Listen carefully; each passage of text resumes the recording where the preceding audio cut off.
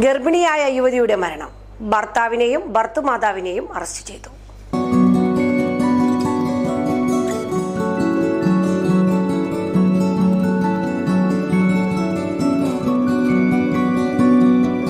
കരൂപ്പടന്ന കാരുമാത്ര നെടുങ്ങാണത്തുകുന്ന് സ്വദേശി വലിയകത്ത് വീട്ടിൽ നൌഫലിന്റെ മാതാവ് റംല എന്നിവരെയാണ് അറസ്റ്റ് ചെയ്തത്.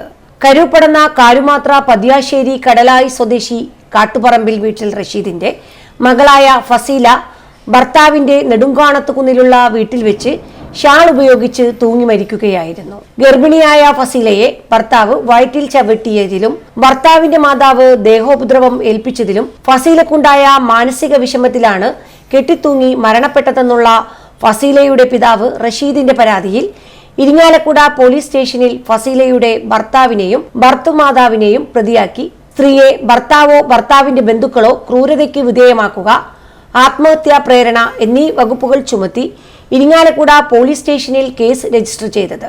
തൃശൂർ റൂറൽ ജില്ലാ പോലീസ് മേധാവി ബി കൃഷ്ണകുമാർ IPSന്റെ നേതൃത്വത്തിൽ Irinjalakuda DYSP Suresh KG, Irinjalakuda inspector Shajan MS, SI മാരായ Dinesh Kumar, PR Suman, Prasad, Soumya EU, grade ASI മാരായ Gopakumar, Seema MS, grade senior CPO മാരായ ജീവൻ, ഉമേഷ്, ശരത്, CPO മാരായ ഷാബു MM, അഖിൽ MR എന്നിവരാണ് കേസ് അന്വേഷിച്ചത്.